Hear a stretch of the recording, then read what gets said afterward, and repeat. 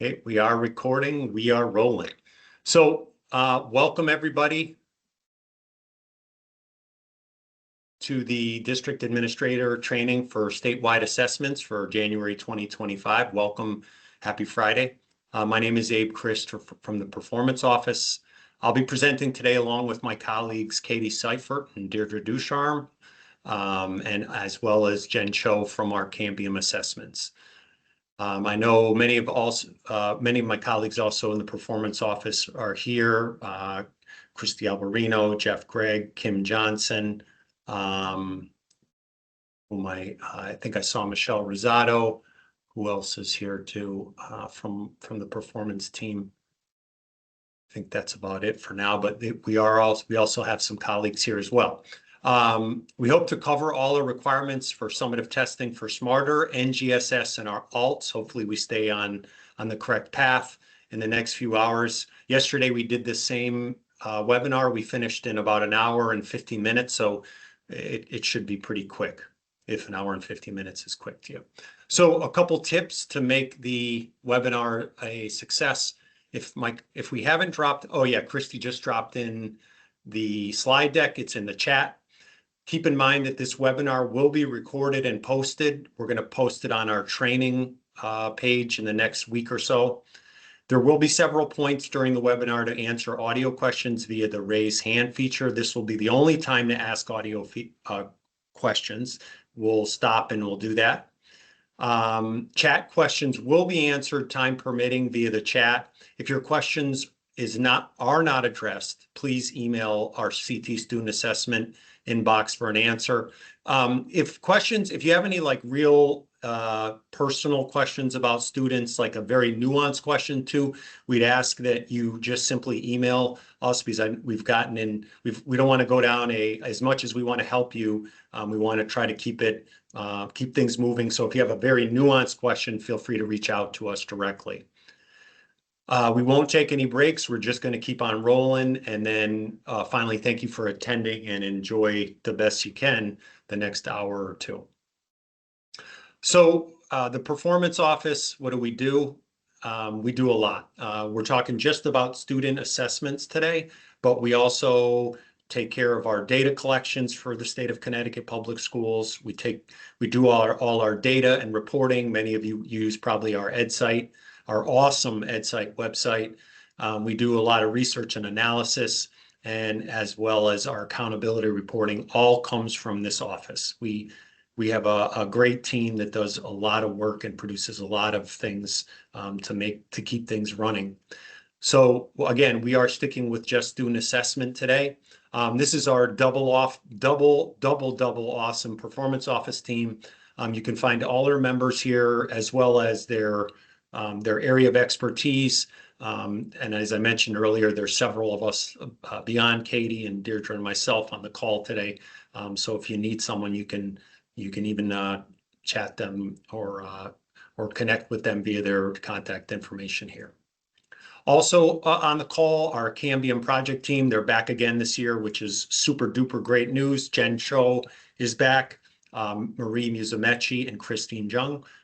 Jen has been with this effort since, the beginning of this contract, which was in 2014. So she is back again. Jen's going to be handling the Cambium section coming up. So in this initial part of the presentation, we're going to talk about a lot of sort of different topics. But these are the important sort of big picture topics to make your administration a success. For those of you that are new, hang on, you'll be fine. For those of you that are veterans, you'll find more has stayed the same than changed, but we will sort of highlight the changes and try to keep you in the know of things that are a little bit different this year. First of all, who and when do I contact? You would be contacting the State Department of Ed for state policy administration questions. Deirdre and Katie are the super experts for accommodation, designated supports, special circumstances, and then reporting of security breaches, and then also the CTAA's tied sync. That would be a call to this number or to this email. If you have a personal favorite in the office, you can always email or call those folks. But again, if you want to just email this inbox, we keep a very close eye on this inbox and we will get it to the right place.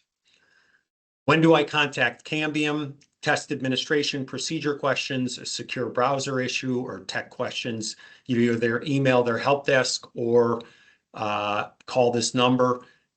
I think if you are new and you are talking to the veteran would probably recommend to you immediately plug the 844-202-7583 number into your mobile number or into your mobile number, excuse me, or mobile phone. Sorry, I'm distracted by the chat. Or write it down somewhere. You will need this at some point during the test administration. Okay, so presentation overview. First, we'll have an overview of the summative assessments, as we're doing now already, our Cambium system overview, special populations update, and then the Connecticut Alternate Assessments we'll cover.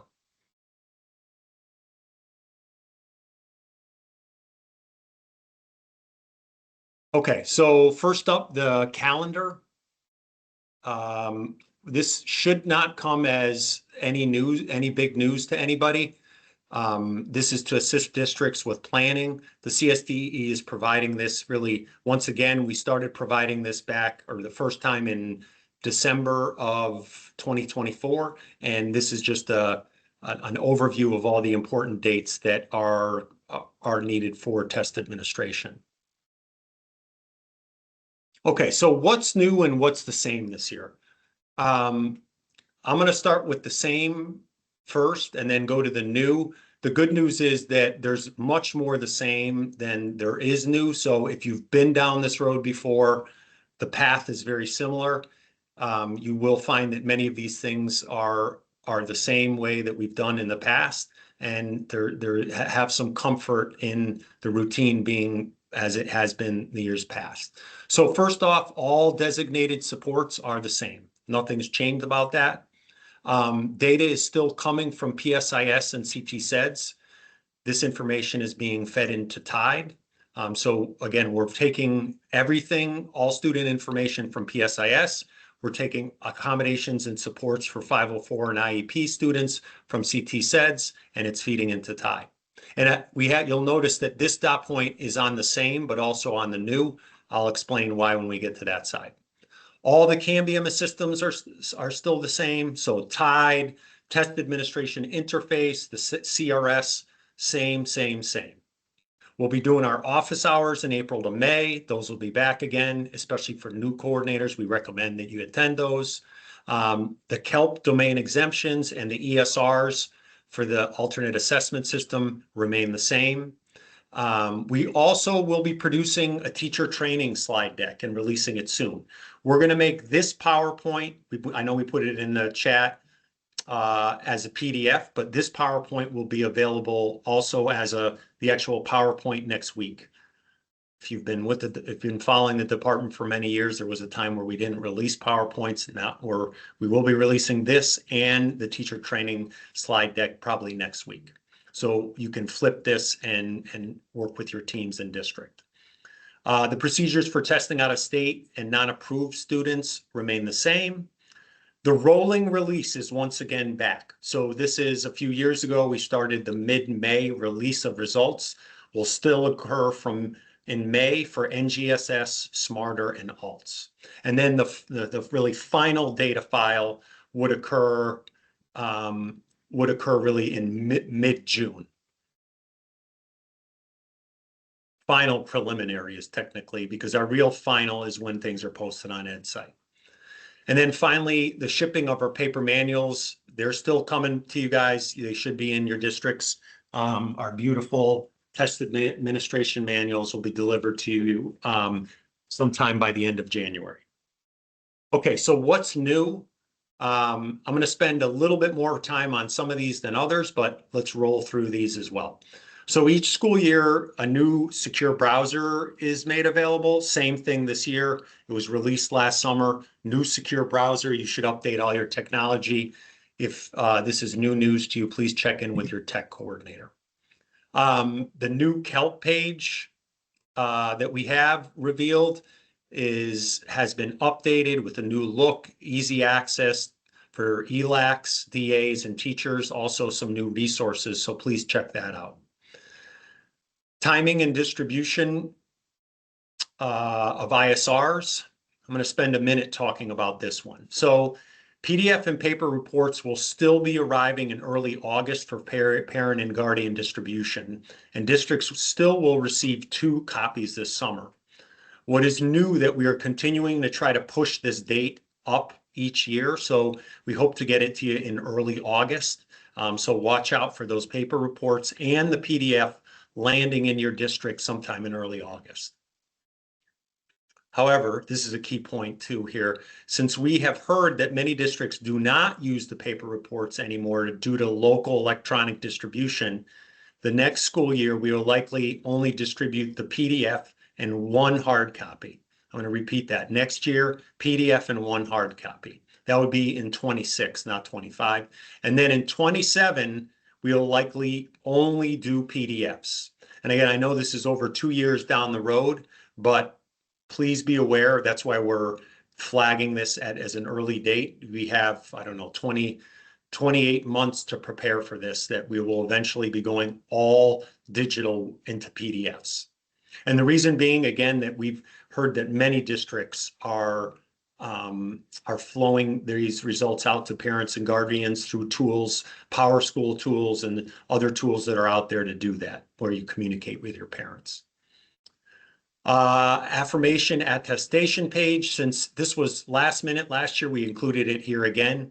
We're asking that TAs do that attestation again, which will include typing the word summative for summative assessments when administering them. So again, this is back. Keep in mind, we're asking TAs to attest that they have been trained, and then also asking to literally type the word summative. Okay, skipped calendar. We have a new calendar for planning purposes. That's already out. So if you're working with your assessment planning for 25-26, you'll see that's just been born sometime in December. CTAS to TIDE. So you'll notice I had this on both sides. I think the improvement this year is the fact that it's much improved. Last year, we were still learning. We were working with PCG. We were working with our BSC colleagues, and there was some gaps in the upload. This year, we should be close to perfection. Of course, if you don't see that, we expect something.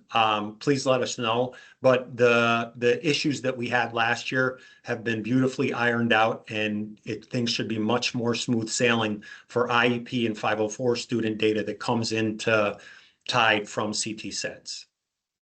And then finally, change in alert notification on February 3rd. So how many, you can chat in, or I know this answer, but how many of you have received student alerts from us? Anybody out there? I'm sure you have.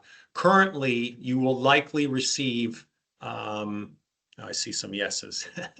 Currently, you likely would have received them from Christy or myself.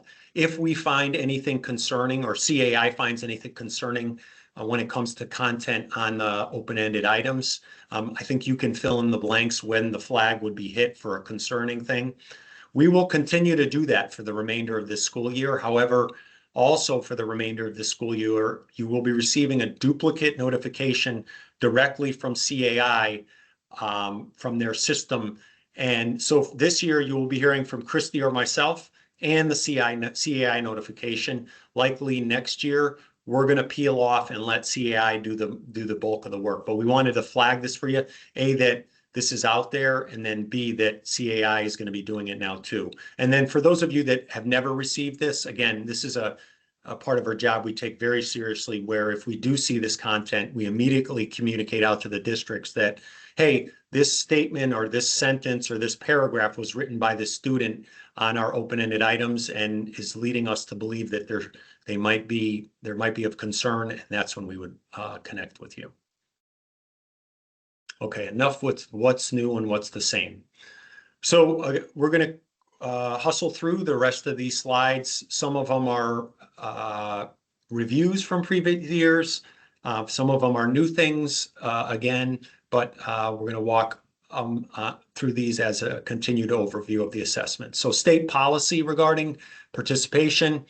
This is the language that drives our summative assessment for reading, writing, and math and science. So we can blame this CGS for why we are here today, or credit this CGS for why we are here today.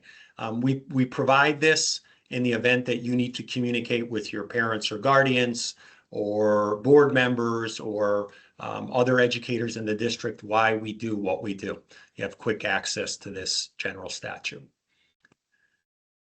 Here's another one. We wanted to highlight this ESSA requirement for alternate assessments. One of the requirements included in ESSA is the state level cap of 1% on the percentage of tested students in a subject area who participate on the alternate assessment system. This number is calculated by dividing the number of students participating in the alt in a subject area by the number of students tested in that subject area. Again, many of you have probably received correspondence from us. We're just following the ESSA language. And while it's important for Connecticut districts to monitor and adhere to this guidance, we continue to provide or are committed to serving or providing key resources to districts so you can get over this hurdle. On this link right here, you'll see a great webinar by Katie and Deirdre regarding the subject matter if you have concern about the 1% cap. Okay, it's PSIS tied CTSEDS data sync. Let's talk about that for a little bit. DAs should work with their PSIS coordinators as they have in the past to be sure that this information in PSIS is accurate. Again, that is our source of data. During the summative assessment window, any changes in the registration module will be updated the next day. We get this question all the time. When does this update take place? As long as it's not too late in the day, we will see it in time the next day. And remember that all students who are identified as ELML learners or who have an IEP or 504 plan must have the applicable field indicated in PSIS. Some other facts about the sync. We did load our testing demographics for these values and some others from Freeze 0 in November of 2024. Keep in mind this top middle one is important. The value for recently arrived ELML and Section 504 student were not pulled from Freeze 0 because we don't collect it there. Those must be set in the PSIS registration module. If you have no idea what that means, please check with your PSIS person. And then the all-important May 30th date where that's the last day of testing. We take a snapshot of the data at that point, and then that becomes our Bible for reporting purposes. A couple other tidbits here. Students who are repeaters should not be tested, or should be tested, excuse me. I don't know how that slipped in there. Should be tested. So if I'm a repeater back in 5th grade again, after being there last year, I'm still tested. The student grade in PSIS is the grade in which the test is given. And then grade 11 skippers, so these students who magically move from 10 to 12 overnight for the various reasons that you are aware more of than we are, those students wouldn't be tested. Okay, next slide is more of a resource. We provide this for students who have status changes in PSIS and how to handle them. We're not going to cover every single case, but again, we get the question, hey, I have a student whose status went from special ed yes to special ed no at this time, and this is how you would adjust these in PSIS so they're properly reported after the May 30th deadline. Okay, so the all-important CTSEDS tied data sync. So as I mentioned earlier, if students who are 504 IEP have information in there for accommodation supports, those will transfer over to TIDE. There are a couple conditions we want to just sort of emphasize here. The student's current grade in CTSEDS must be set, and also plans must be finalized and implemented. We've bolded that important wording here. So if that isn't the case, they're not coming over. The alternate assessment indicator in TIDE will activate for students who qualify for the CTAA per the completion of the eligibility form embedded within CTSEDS. This form must be completed annually and be aligned to the student's current grade. Again, the plan must be finalized and implemented for the alternate assessment data to sync to TIDE. And then finally, designated and supports and accommodations are updated daily in TIDE to reflect changes made to student plans and CTSEDS within 48 hours of finalization and implementation. It's possible it might trickle in a little bit earlier, so from 24 to 48, but we list the 48 as the outside window. Okay, test security.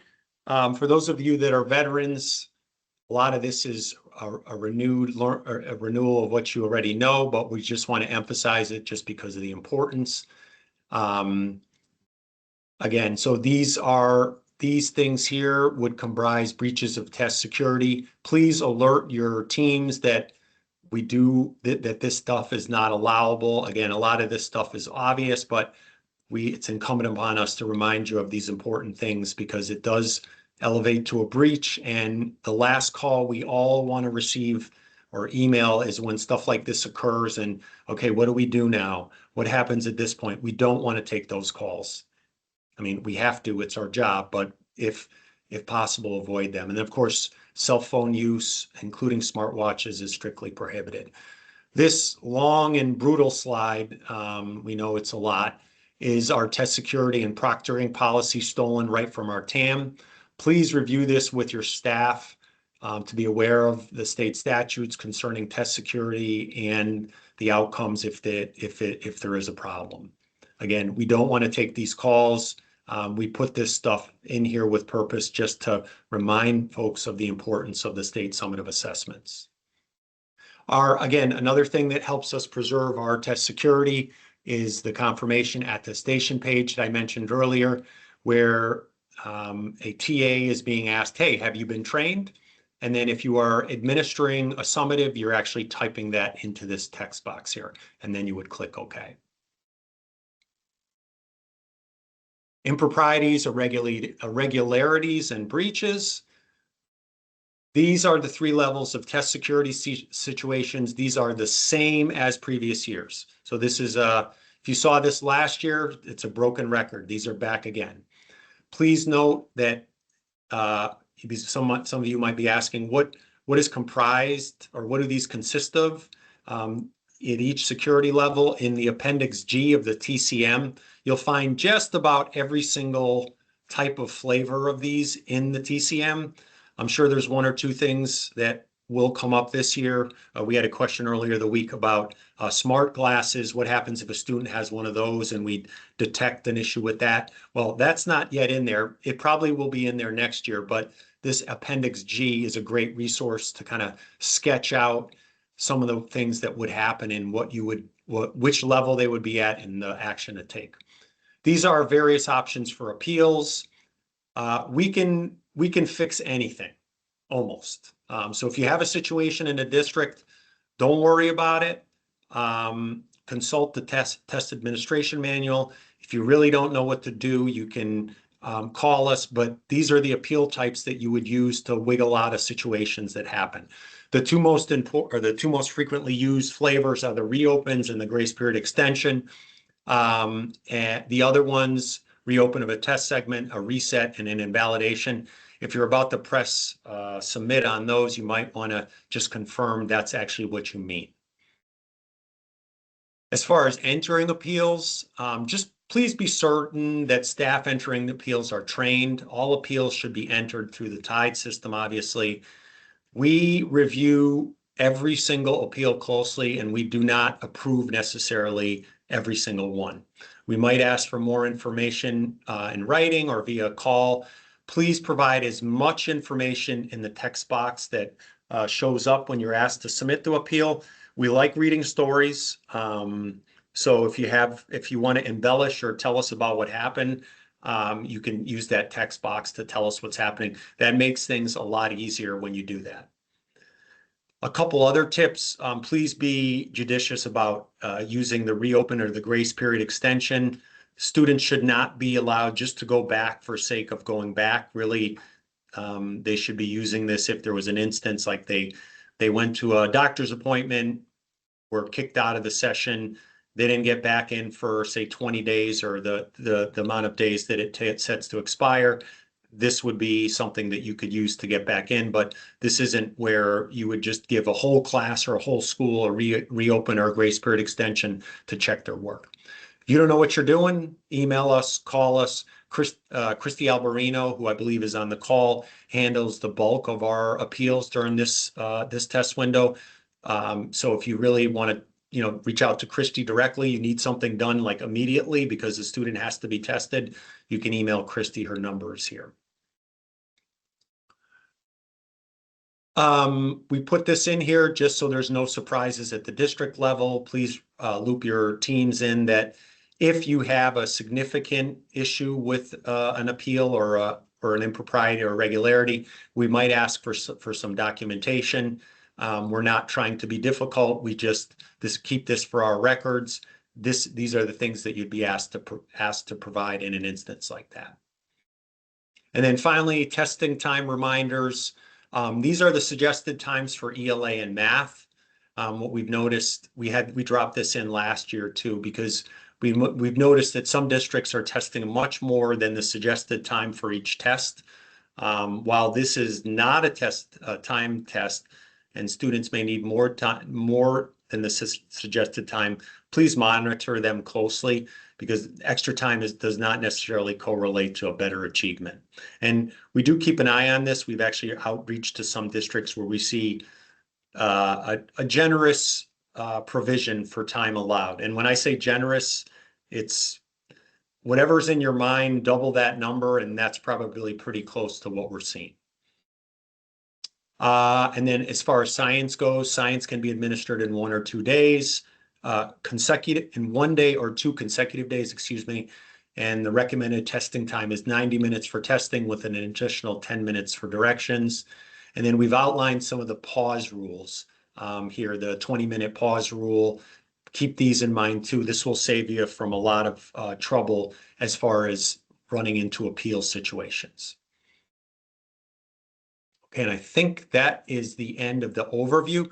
We mentioned at the beginning of this session, or I mentioned that we would take questions using the raise hand tool. Are there any questions?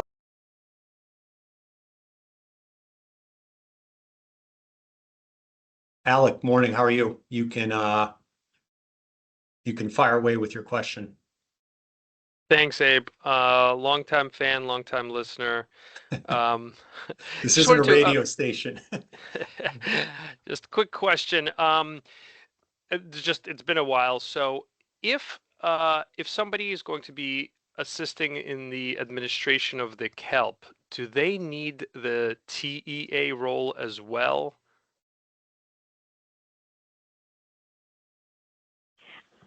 I'd be happy to jump Dear, in. do you want to take that? I'd be happy to jump in, and Katie, our CALP manager, is also on this call. But yes, any teacher that is identified for administering an alternate assessment must have the TEA user role, and they also must participate in training. The training for CALP is different, and it's located on a different platform, and Katie will go into more detail about that later in this training.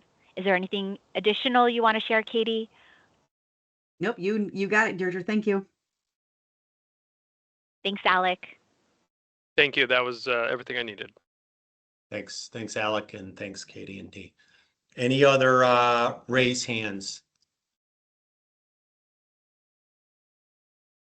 We'll wait 1 second here.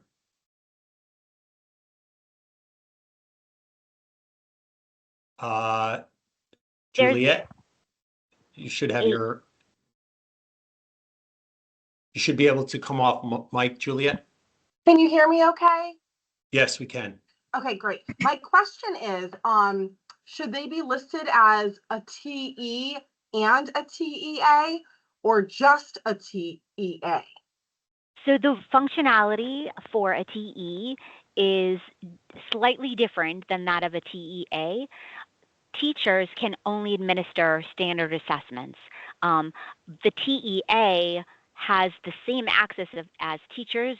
However, they will also have access to the alternate assessments. So again, if you have a teacher who is administering alternates, really the only role they need is the TEA, and that will also give them access to a standard assessment if they're also administering Smarter Balanced or Science to students in the general population. And there is a cheat sheet within the TIDE user guide, and I'll also post a user role resource in our team so you can look at the different functionalities that the different TIDE users have. So takeaway is that for teachers administering the alternate, the only role they need is TEA. I hope that helps. Thank you so much. That was so clear. I really appreciate you answering that.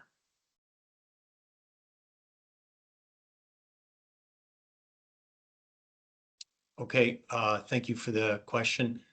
Kyla, I see you have a question here. You should be able to come off mute and ask. Hi, can you hear me? Yes.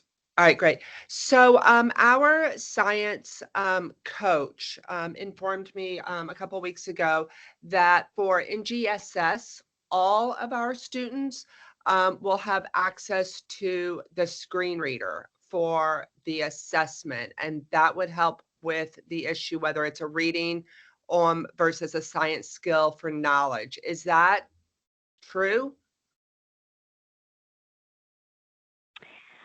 No, for science, we offer a designated support, the text-to-speech designated support for those students that need and benefit from using text-to-speech. That is available as a designated support. However, for students that use screen readers, that's a form of assistive technology that is typically used by students that have significant visual impairments. So for those students who may need a screen reader, that's certainly available to students as an accommodation when accessing the NGSS. But it is not a universal tool. Not every student, nor should every student use a screen reader. That's a very, very specific type of technology to support students' visual access to information online. Okay, thank you for that clarification. And I'd be happy to share a link in the chat that will give you some more information about the supports for the next generation science standards. And we will cover some of that information later in the presentation. All right, perfect. Thank you. Thanks, Kyla, and thanks you, Dee. Okay, any more last call for any questions via the raise hand? Thank you, Juliet. Thank you, Alec, and thanks, Kyla. Okay, we're going to keep on rolling in the interest of time. So next up, Jen Cho. As I mentioned, Jen is back with CAI. It's great to have her, and she's going to cover some of the CAI system updates and important things to make your administration a success. Jen, I'm going to pass the ball to you. Thanks, Abe. Welcome, everyone. This is my 11th administration of the Connecticut Comprehensive Assessment. So very happy to be back. I'm just going to give a couple updates on our system, but like Abe said in the beginning, we didn't make any wholesale changes. We like what we have. We know that you guys are comfortable with using our system. So some of the updates we've made are more for quality of life improvements rather than a wholesale change. We know that things are extremely busy. We do not want you to have to relearn systems or relearn features. So just want to kind of give that information before I start these slides.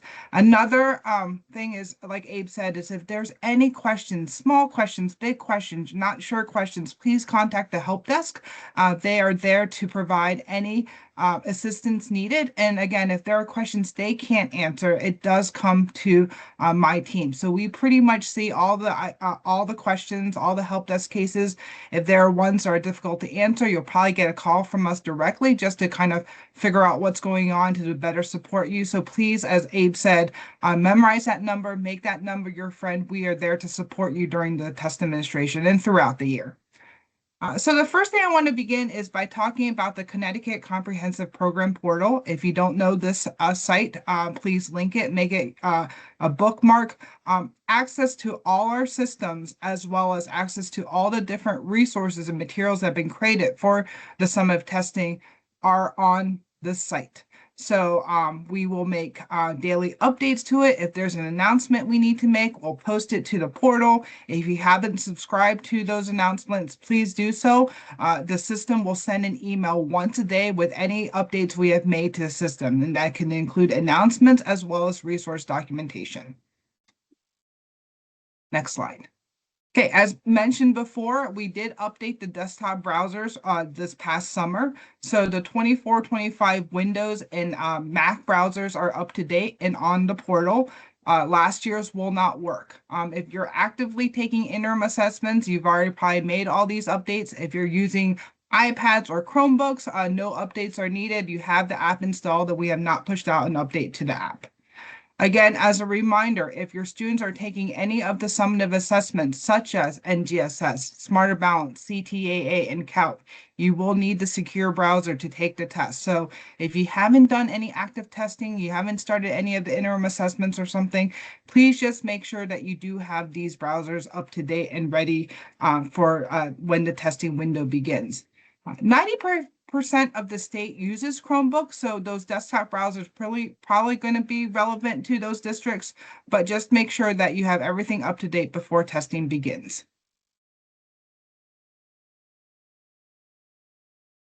Like I said before, 90% of the state does use Chromebooks. So those are the most popular device that not only in Connecticut, but around the states that we test. So I do often provide a couple updates on Chrome.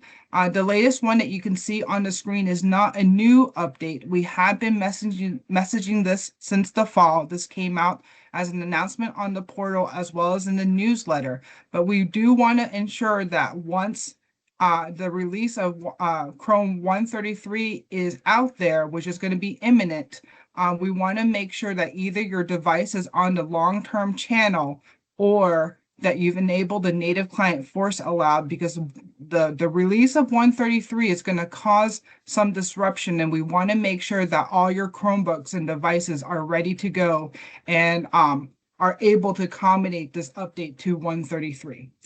These actions need to take place before you do start summative testing.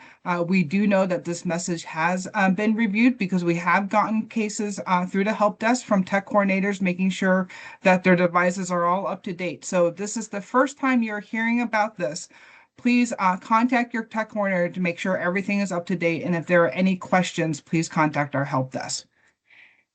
In addition to this Chrome update, I just want to also remind that to lock down those devices, you don't want to make an update to a new operating system in the middle of a summative window. In addition to that, please also make sure your devices are current and up to date.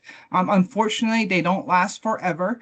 So once Google's stops supporting that particular Chromebook device, we can no longer support it as well. So just make sure that your devices are up to date, and if the end of life is coming up, that you do have a plan for being able to replace those devices with new ones. Okay, accessing our system. One user account to our system will allow you access to all the systems that we support, which includes TIDE, AVA, the TA interface, the reporting system, as well as Smarter Balances tools for teacher. In the August of 24, we did roll over all the user accounts and passwords to the new system. So all your passwords have been reset. If you've been in the system since August 2024, then nothing has changed. You've been in the system, you know that your password has been reset. But if you haven't, please make sure you do go into the system, make sure everything is working and you can access the system. If you log in for the first time since August 24 on a new device, or it's the first time, or on a different browser, or you've cleared your cache, you will get an email with a code that you do need to put in upon re-entry into the system. This is a security feature that we have. We've heard so many security breaches throughout, what's going on in the world and stuff, that this is an extra security measure that we need to put in to keep our systems secure. Next slide. In addition to that, if you haven't noticed, we do have a new password policy. Again, this is also to make sure that we keep our system secure. The password policy you can see there, just want to highlight the two big changes. One of them is a minimum of 12 characters, and it has to be different from the last 24 passwords. And I know this is a little bit cumbersome, but again, security is something that we take of utmost importance. And so we have updated our password policy to continue to keep our system secure. Slide. Okay. Passwords. We did an inventory of all our help desk cases throughout CAI systems and the states we work with. And it turns out that 80% of our cases have to do with passwords, not being able to reset it, not being able to get to it, not knowing how to reset it. So one of the improvements that we made this year was we kind of redesigned the user interface login screen that you can see right here. It's a lot cleaner, it's less cluttered, and hopefully it'll be better presented to be able to support users as they're trying to log into the system. So we've made the fields longer so you can see the complete address that you're typing in. We've had the labels cleaned up a little bit to make it cleaner. And also on the right-hand side, there are support questions that users can access if they need help with logging in for the first time or requesting an account or can't get into the system. So we're hoping that by cleaning the interface up, we'll get less calls. Less calls also means that less distractions for your users. They don't have to take the time to call us, that they're able to get into the system without needing help from us. Next slide. So I'm going to go through two systems, TIDE, the Test Information Distribution Engine, as well as our test delivery system. I'm not going to go through all the details of what TIDE can do, but TIDE is probably one of our most popular systems. Every user pretty much goes into the system for one reason or another. So just as an update of what it can do, it can add and manage user accounts. So if you have school coordinators, teachers, district coordinators who are coming into this district or leaving the district, please use this feature to add accounts or to remove accounts. Review student demographic information. We do a nightly sync between PSIS and TIDE at 3 in the morning. So any information that you update in PSIS that day of should be reflected in TIDE the next day. Please verify that all your student information in TIDE is what you're expecting and that matches what's in PSIS. Review and edit student settings. We mentioned before, any kind of accommodations or students with IEP, those student settings are going to come from CTSEDS on a nightly basis. But for students who have designated supports, who are not coming in through CTSEDS, that information is something you can set directly in TIDE. Submit appeals. Like Abe said, if you do need to submit an appeal, you need to reopen a test, you need to reset a test. Those are also done in TIDE. And rosters can also be created not only in TIDE, but in the reporting system as well. I want to reiterate that rosters are not needed for testing. They are only used for reporting purposes. So as we get closer to the release of results, you do want to make sure then that your teachers are associated to rosters so they can see, to have access to the scores. Katie and Deirdre are going to go into this more detail, but you can order paper materials in TIDE, and we currently support large print and paper Braille test booklets. And then running participation reports. I'm going to highlight a couple participation reports in the next couple of slides. Make these your friends. As you're going through the testing window, you do want to monitor and see how active testing is going. And at the end of the window, you want to make sure that everything has been completed. As a reminder regarding TIDE, if a student needs to take any of the summative assessments, they need to be in the system. Without them in the system, we cannot test them. If a user needs to proctor a test or be able to submit a test through the data entry interface, they also need an account in TIDE. So basically everything starts with TIDE. The students need to be in TIDE. Your users, your teachers need to have accounts in TIDE.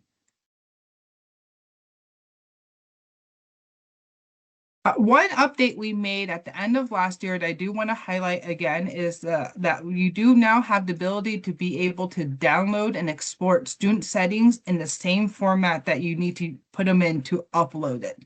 So this is beneficial, especially for students who just have designated supports. You know, at the end of the year, if you want to, you can do an extract of all the student settings for your districts or your school, have it ready for the next year. If you feel that these supports are still applicable for the following year, then you can re-upload the information in the same format. There's nothing that you need to do. You don't need to reformat the spreadsheet. It is in a format that you can then re-upload. So I do want to highlight a couple of the participation reports. We have several: plan and manage testing, test status code report, test completion rates, test session status report, and a very new report called test progress summary.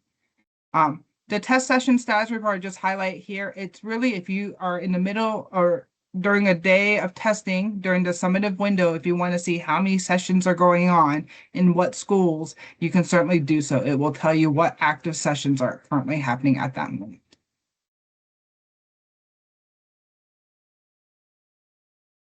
Test completion rates. This is a high level report. This is a spreadsheet that's going to give you a number and a percentage of students who have started and generated a test. So this is if you want to just get a snapshot of what's going on within your district or school, this is a great report to run. It is sync up once a day, so you don't need to run it multiple times a day. It will sync up in the, I think 5 in the morning each day. And this allows you just to get a high level view of how testing is going. So at the beginning of the testing window, you'll probably see those percentages at 0, 5%. You know, testing tends to start slow in the beginning of the window, but at the end of the window, you do want to see those numbers in the high 90s, 99%, 95%. The state and the CAI will also run these reports as we get closer to the end of the window. And if we see those numbers lagging, you will get a call or an email from the state. Slide. Test status report. Make this, I always say make everything your best friend, but this is a report that you may utilize a lot. And I've heard districts say that they pretty much run this report every single day. This is a granular report. It will give you a report by student of every student who needs to take the test and also their test status, whether they started the test, if they paused the test, if they completed the test, and when they've completed the test. So for instance, you can run this report by assessment. So if you're running a report for Smarter Balance, you will see or you will get a spreadsheet of every student within the district or the school. And they'll have 3 rows because they're going to be taking 3 tests, 1 ELA and 2 math tests. And from there, you'll be able to see whether or not they have started or not started. So you know, I usually, if I was to do this, I'll look at a test completion report, look at the aggregates. Hey, there's a district or there's a school that has, you know, 85% completion. But I want to drill down to those 15% that I've not tested. I can then use the test status report to figure out which students actually haven't started the test and talk to the school coordinator to make sure that those tests, those students will indeed test before the window closes.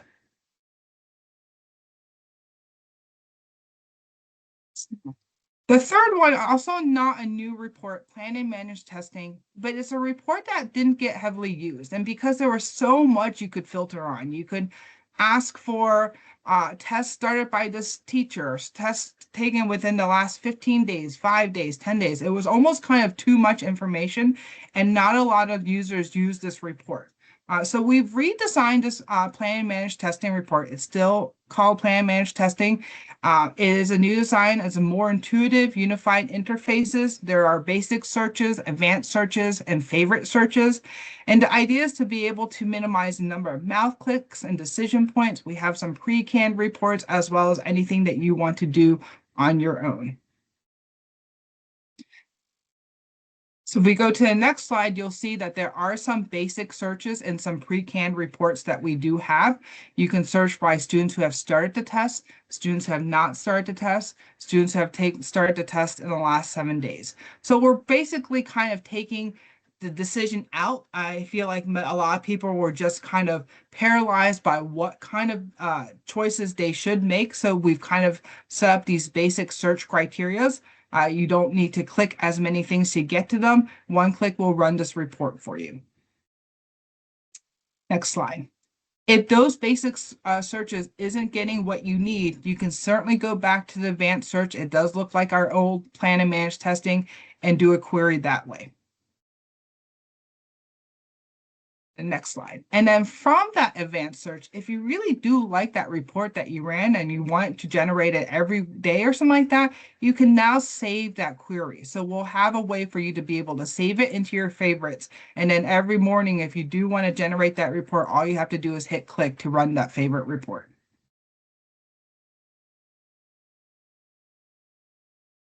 And then the last report, it's a new report, is a test progress summary report. It's not really a report, it's not a spreadsheet or anything like that, but it provides charts for a visual reference to what's going on within the testing window. So if we go to the next screen, you'll see a picture of a demo district.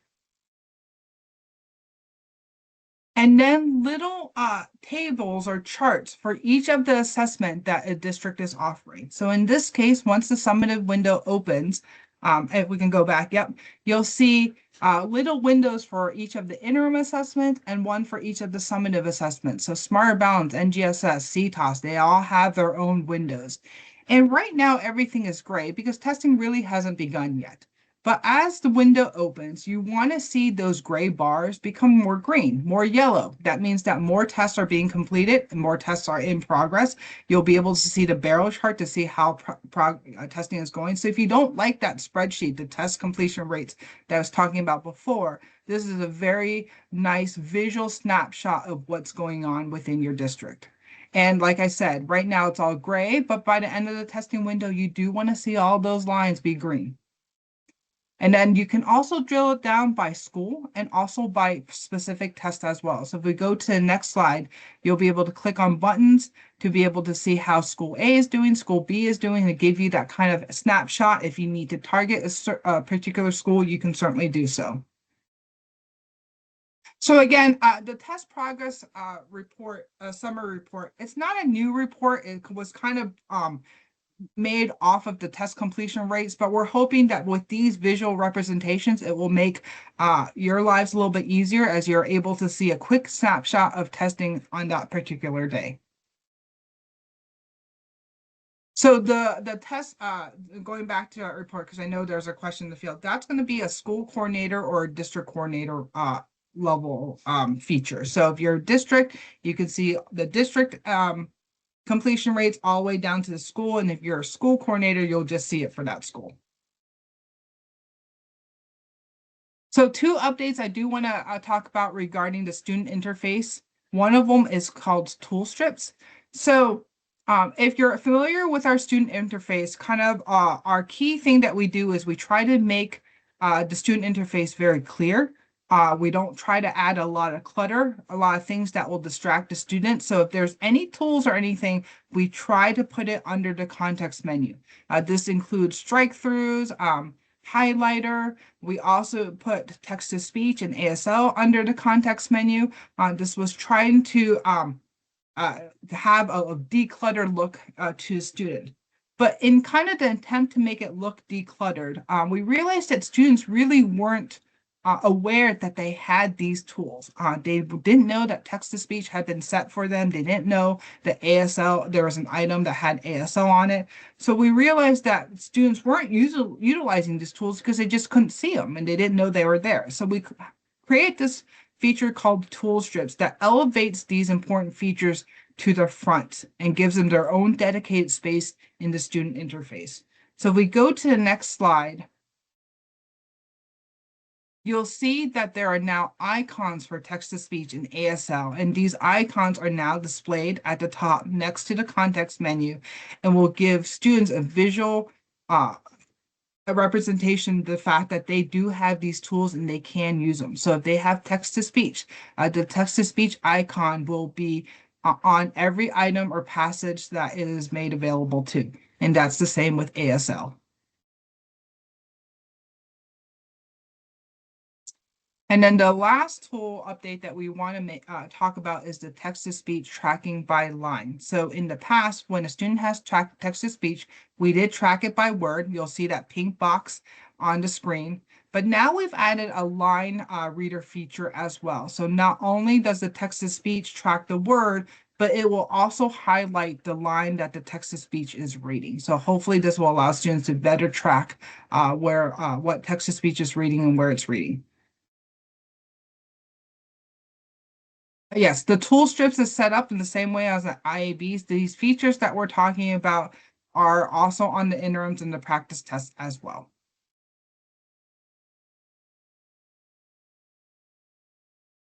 So those are our updates to the CAI systems. Are there any questions?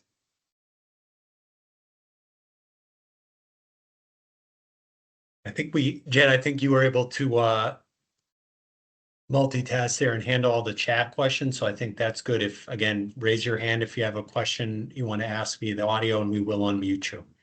Yeah, and I know, Lee, if you didn't see it, contact the help desk. We'll take another look at it too. Maybe those tools weren't being offered to those students, but we can take another look as well. I think Alec had a question. Thank you so much. And this was answered in the chat for this year. So I hope I'm not pushing it, but we have a large number of devices, especially in the high school, that are older laptops that we've put Chrome Flex OS on. I did get an answer for this year that it would be supported.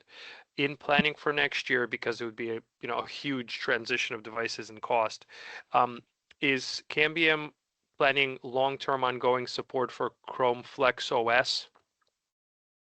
Let me check on that and I'll get back to you. The first time I heard about it was your question to the help desk. So let me do some more exploring and just make sure we can continue to support that. Yeah, and just a little bit of context. Lost links in recent meetings, and that's a very small test, but they announced, look, next year, don't expect to be able to take this assessment on Chrome Flex OS specifically. So I'm checking with College Board and you folks, because if for all of a sudden next year it's not an option, I need to replace like 1,000 devices. Yeah. That's why I need that. Thank you. Yep, that is a great question. Also, thanks for also, watching out for your devices. Let me do some more investigation, and then I'll let you know.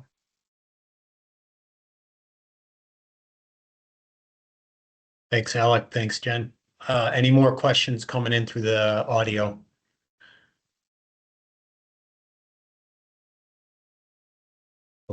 Okay, let's keep on rolling.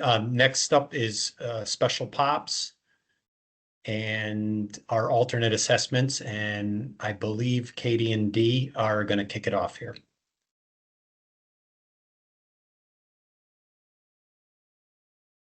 Okay.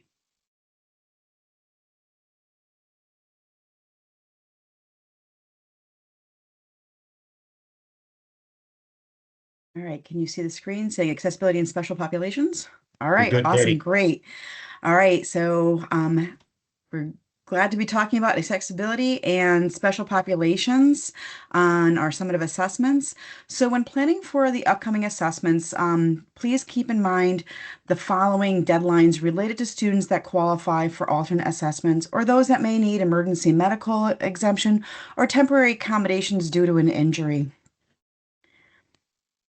So now we're going to talk a little bit about who is eligible for supports and accommodations. So there are a variety of features that are built into the test delivery interface as supports to assist students in navigating and completing their assessments. For example, for all students, there's universal tools, and Deirdre's going to get into talking about that very shortly, as well as designated supports and accommodations. When we're talking about designated supports and accommodations, these are determined based on student need. When we're talking about based on student need, we're really looking at where that student is currently functioning now and their unique and specific learning profile that differs from student to student. when we're making these determinations, the people that we're going to be looking at the determination is going to either be the IAP team, the Section 504 team, the ELML plan, or the educators who are working with that student that see that specific need and they're within the classroom environment, and that these students are utilizing this in instructional settings and require this level of support and access. So people who are going to be looking at determining these provisions of accessibility supports will be the people who are listed here. And it's not just these, but not limited to this, but there's one that I really want to draw your attention to is the student, and getting that student feedback from on how they see this as an accessibility tool for them, how it reduces the barriers for them, and do they like it? Do they want to use it? Do they see that it's beneficial for them? Are they able to access this support with automaticity and accuracy and fluency? Or do they feel that it's just too difficult and it's taking away? So it's just be in consideration of also that student and feedback on the accessibility supports. So as district administrators, we recommend that you develop a plan for accurate usage and identification of accessibility supports to reduce potential barriers for students and also reduce the potential for inadvertently causing barriers due to the misalignment of supports. So this is going to aid in ensuring that the students have the appropriate accessibility supports, not only on the summative assessment, but during instruction, because students should be utilizing these supports throughout their day as well. So when considering accessibility supports, educators, including those on the PPT and Section 504 teams, should consider some of these following questions. So what are the strengths that the student has that we can build upon in order to increase access? So what are those barriers that we have to remove for that student to be able to have access? What's the level of usage that the student is engaging in with this tool? Are they able to engage with it with an independence and with accuracy, or is it a distractor or a potential additional barrier for that individual? We always want to look at those tools and making sure that it's easy for that student to use, so it's not taking all the cognitive load and energy to utilize the tool versus using that cognitive load and energy to answer the questions that are being requested. So when I just talked about automaticity, independence, and usage.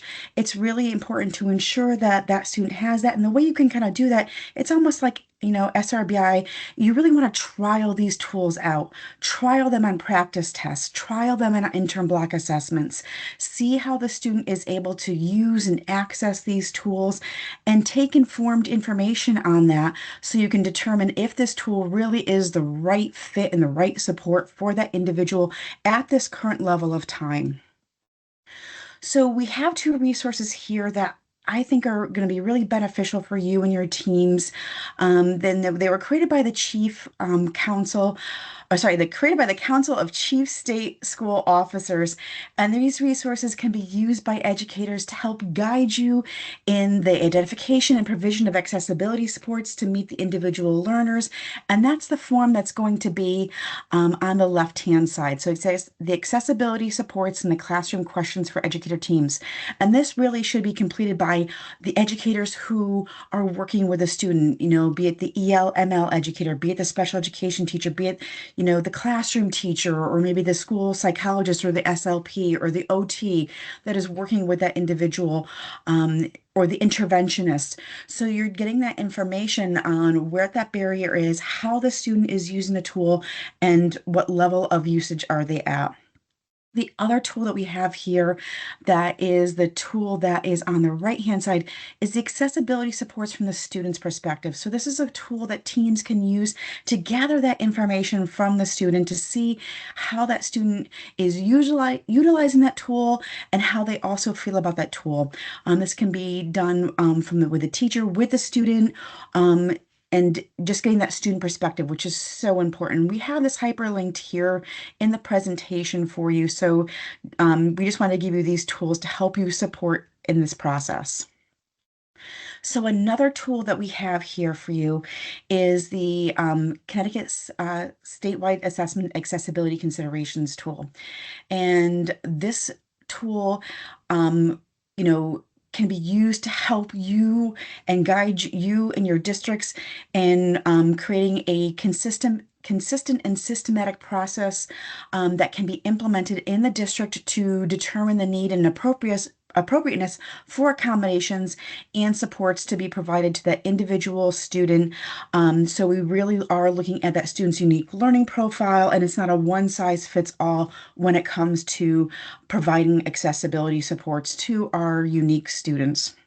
So in this tool, there are checklists and check boxes and steps for teams to develop this process, as well as guiding questions for educator teams to help ensure the appropriate designation of supports and services for students. So now I'm going to pass it over to Deirdre to talk about which types of accessibility supports are available. Thank you, Katie. And I'm just going to provide a response to a question regarding graph paper. So you certainly can provide graph paper on the math assessment to students in grades 3 through 5 if that is a type of format that kids are accustomed to and find beneficial. Graph paper is required, though, in grades 6 through 8, so just to make that distinction. And all students should be provided with scrap paper on test day, regardless of the subject area. So NGSS, Smarter Balanced ELA, and math kids should have access to scrap paper. So thank you, Katie, for that really great opening. We in our office, we've done a lot of work kind of like from the onset to provide resources that may be meaningful for district planning. And really the takeaway in our work is that these are resources and tools for students, not just on statewide assessments, because that's just one little teeny piece of what kids are participating in.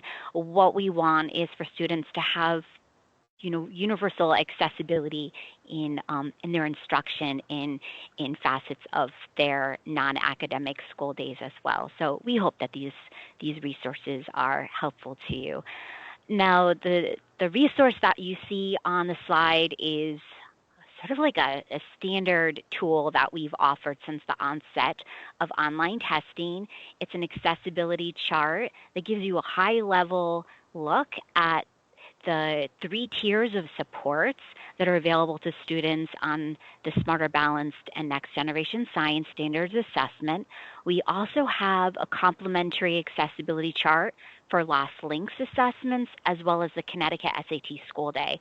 So these charts include embedded links. You'll see those blue highlighted resources that if you select them, it will bring you to related resources, guidelines, things like that, that will really help teams access supplementary information related to those tools. And the way this chart is structured is we provide the universal tools on the left-hand side of the chart. It includes all of the embedded tools that are available to all students through the test delivery system. These are tools such as the digital notepad, highlighter, use of strike-through, math tools, the Desmos calculator for those appropriate calculator sections in grades 6 through 8, the provision of a periodic table for students taking science in grades 8, and then we also provide the non-embedded complementary tool if that is appropriate. So those are the non-embedded tools are those materials that the teacher may provide to a student in addition to those that are available through the test delivery interface. When you look at the designated supports, these really go back to what Katie shared, that based on educator determination and student need, that designated supports are not limited to only students that have a documented plan, such as an IEP or 504. We have a variety of designated supports that support visual needs, hearing needs, access to print, language access. So for students that may have a communication challenges, or even our English learner, multilingual learners, there are ways that we can support student access on these assessments by providing them designated supports. These have to be turned on in TIDE prior to testing in order for students to use and benefit from them. And then the accommodations are limited to students with a documented plan. So these are for students who have a Section 504 plan or an IEP in CTAS. So the plans need to be finalized and implemented, and then when that is in place, the accommodations will sync and be available to students in TIDE. So accommodations include things like use of assistive technology. We offer Braille options that are embedded within the test delivery interface. So for students who use Braille Embosser, refreshable Braille. For those students that can't use the online Braille, we offer the alternate Braille test kits. So you can see that we do provide a range of resources for our students. And if you have a student that needs an accommodation that is not represented on this chart or in the assessment guidelines, then please let us know, because we will work with you and the team to make sure that your student has the most appropriate access to our assessments. And then with that said, we're just going to highlight some of the resources that will help your teachers support students using universal tools. So there was a question in the chat about whether there is a cheat sheet that explains or provides the different tool images, and then a correlation with what that particular tool is. And I think it's a great suggestion. We don't have that at this point in time, but I think that would be something that we can easily put together and make available on the portal. But what we do have available is the opportunity for teachers to explicitly show and model how these tools can be used on a practice test. And we want all kids to have an opportunity to familiarize themselves with an online assessment, especially our third graders who will be taking Smarter Balance for the first time this year. So we don't want there to be any surprises. We want kids to feel really positive when experiencing the assessment, and to know what's available, where to find it, how to use it. So kids should be able to have time to learn these different tools. So what we have is a resource called the 5 Built-in Test Tools Students Should Know and Use. So please share this resource with your teachers, and the teachers can easily incorporate some of these tools and activities with their students to give them the best practice test experience. Designated supports include things like color contrast. We have reader supports in the form of text-to-speech. Text-to-speech of items is considered a designated support for those students who need reader access, and that may be beneficial to our English learner, multilingual learners as well. And for our students who do not have documented plans, but are in the general population, and this can include ELMLs without an IEP 504 plan, you want to make sure that you determine the most appropriate process for identifying those students that need designated supports and how those designated supports are going to be entered in a TIDE. And there are 2 ways to do that. You can either manually enter the supports in TIDE prior to testing, or districts can create a batch upload process using an Excel CSV file. We want to make sure that if you are using a batch upload process, that you do remove any student records that for students that may have an IEP or 504 plan, because those accommodations should be coming directly from CTAS. What we've included here is a resource called the Documenting Designated Supports and Accommodations in TIDE, and this guide will walk you through the process for how to get those designated supports in the TIDE system, as well as provide some information about those kids that have accommodations, and there's the sync with CTAS. We just want to be really clear about that process. And then, as mentioned, we provide a variety of accommodations to support all types of documented needs, whether it's for students with visual, executive challenges, for students that might require lip reading or having assessments read to them, the use of math manipulatives, etc. So these decisions are made by the plans in advance to testing, but we are working very closely with the Bureau of Special Ed as well as our CTAS crew at the local levels to make sure that they have the resources they need when they're making these decisions about accommodations. We have a dedicated web page for our planning and placement teams and Section 504 teams.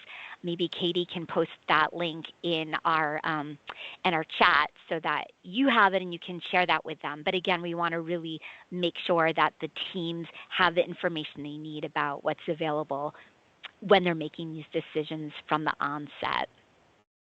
And then I mentioned earlier for students whose need is not necessarily documented by or represented by the standard types of accommodations, we offer special documented accommodations. And so those come in the form of, those are non-standard. These are situations where the students are going to test in a one-to-one test setting.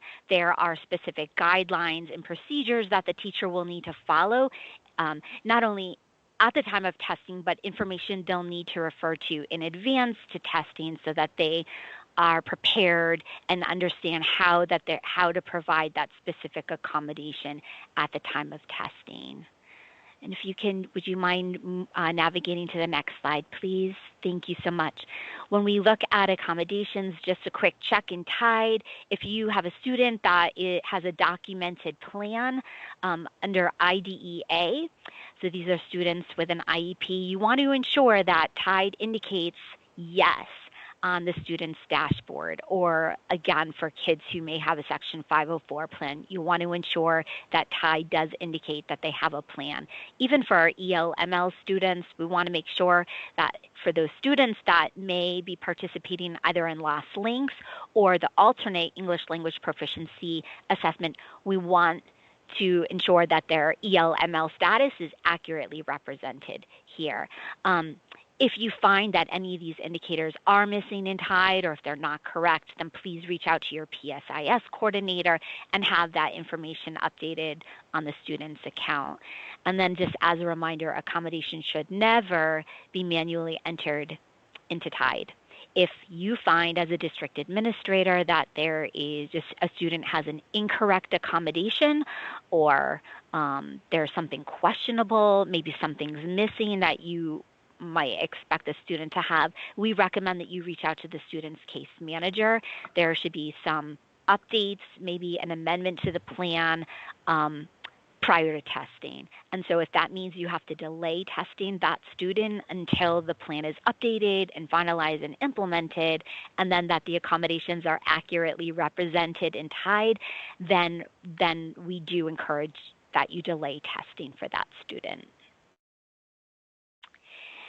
We also have some guidelines that, or actually resources that provide overview of reader supports. There was a question earlier about science and can all kids use a screen reader or text-to-speech? So that's a really great question, and there are a variety of ways that we can support students access to the test based on what their identified need is. And one of the resources available is this overview that you see on the slide. So this covers the range of reader designated supports, whether it's through text-to-speech or maybe a read aloud. We also offer text-to-speech in Spanish and a Spanish presentation on the math and science assessment for those ELMLs that are fluent readers in Spanish.